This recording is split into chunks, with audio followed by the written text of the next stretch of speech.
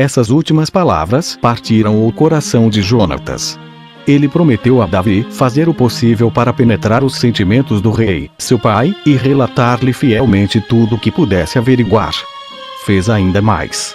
Para dar-lhe maior garantia, levou-o para fora, elevou os olhos para o céu e confirmou a sua promessa com juramento, proferido estas palavras: tomo como testemunha da aliança que faço convosco Deus eterno, que tudo vê, que está presente em toda parte e que conhece os meus pensamentos antes mesmo que a minha língua os possa exprimir, de que não deixarei de sondar o espírito do rei até saber o que ele tem na alma a vosso respeito, e vos direi imediatamente tudo o que souber, de bem ou de mal.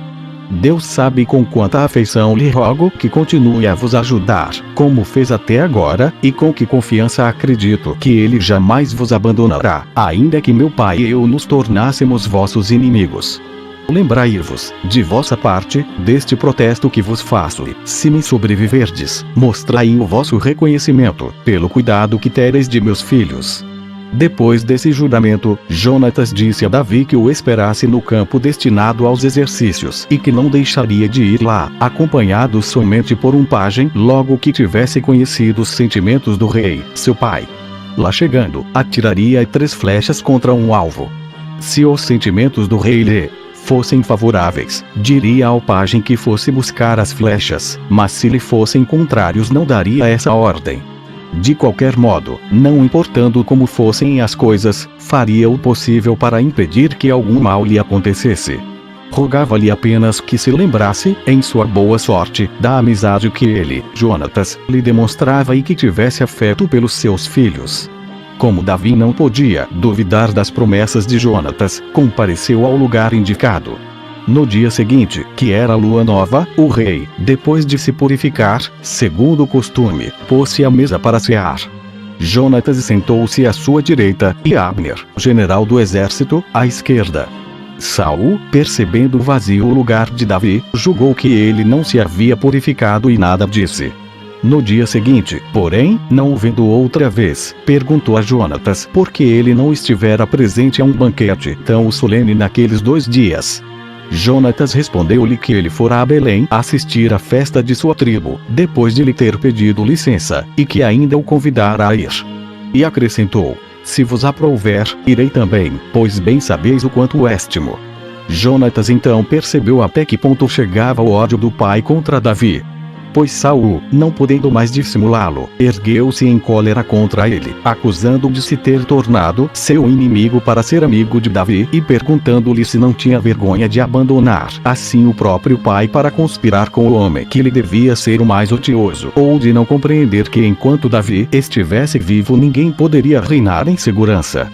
Depois de assim falar, ordenou a Jonatas que o buscasse a fim de que sofresse o castigo que merecia. Perguntando então o generoso príncipe qual crime cometera Davi, para merecer a morte, o furor de Saul não se conteve mais nos limites das simples recriminações. Passou às injúrias e das injúrias às ações.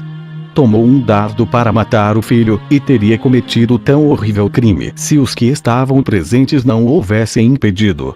Assim, Jonatas não teve mais dúvida acerca do que Davi lhe dissera sobre o ódio mortal de Saul, principalmente depois que a amizade deles também quase lhe custará a vida. Saiu do banquete sem comer, passou toda a noite em grande sofrimento e ansiedade por ter sabido daquele modo, correndo risco de vida, em quão grave perigo vivia o seu amigo. Logo ao alvorecer, sob o pretexto de dar-se aos exercícios, dirigiu-se ao lugar onde Davi o esperava. Atirou 3 flechas e enviou o pajem sem lhe ordenar que as recolhesse, a fim de poder falar com Davi a sós. Davi lançou-se-lhe aos pés e confessou-se devedor da própria vida. Jonatas ergueu-o e o beijou. Ficaram depois abraçados por muito tempo, deplorando a infelicidade daquela separação, que lhe seria mais dolorosa que a própria morte, e não se podiam afastar um do outro. Por fim, separaram-se, embora com enorme desgosto e tristeza, não porém sem renovar ainda uma vez, com juramento, os protestos de sua inviolável amizade. 244. 1 Samuel 21. Davi, para evitar a perseguição de Saul, foi a Nob falar com o sumo sacerdote Aimeleque. Este, admirando-se de o ver sozinho, perguntou-lhe o motivo. Davi respondeu-lhe que iria executar uma ordem do rei para a qual não precisava de ninguém e que ordenara aos seus homens que viessem encontrá-lo num lugar determinado. Assim, pediu a Aimeleque tudo o que necessitava para aquela pequena viagem e algumas armas. Aimeleque satisfez a sua vontade. Quanto às armas, disse-lhe que não as tinha, exceto a espada de Golias, que o próprio Davi consagrara a Deus. Ele a ofereceu, e Davi aceitou-a. Um certo Doeg, porém, sírio de nascimento, que cuidava das mulas de Saul, estava por acaso presente. Dali Davi foi a Gate, uma cidade dos filisteus, onde o rei Aquis tinha a sua corte. Mas foi reconhecido, e comunicaram imediatamente ao soberano que aquele hebreu, de nome Davi, que havia matado tantos filisteus, estava na cidade. Davi veio a sabê-lo, vendo-se então grave perigo, pensou em fingir-se de louco para escapar. Ele fingiu tão bem que Aquis se encolerizou com os que o levaram, ordenando que lhe dessem a liberdade. 245. 1 Samuel 22. Depois de conseguir escapar usando desse expediente, Davi foi para a tribo de Judá, onde se escondeu numa caverna perto da cidade de Adulão, avisando disso aos seus irmãos.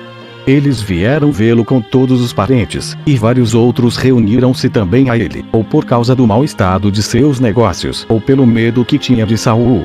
E levou-se então o seu número a 400, e Davi desde então nada mais temeu. Foi ter com o rei dos Moabitas e rogou-lhe que consentisse que ele e todos os que o acompanhavam ficassem em seu país até que a má sorte passasse.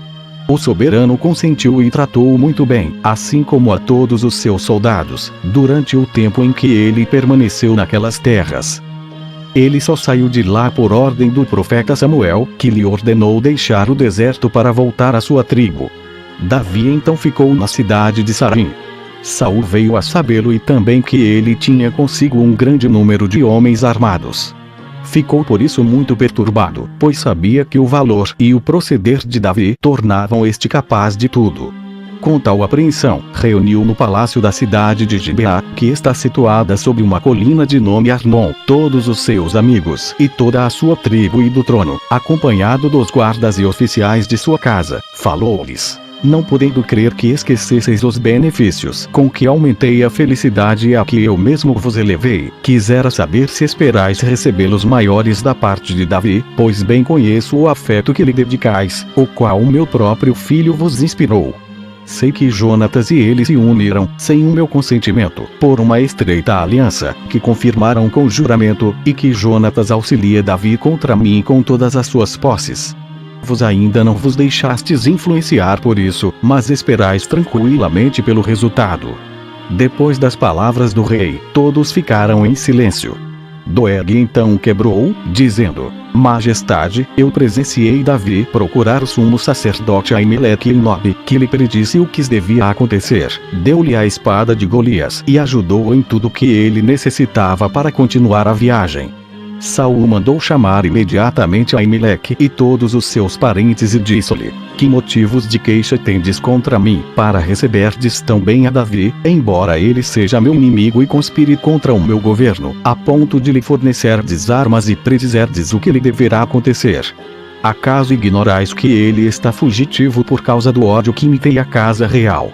Aimeleque não negou ter prestado a Davi o auxílio de que o acusavam.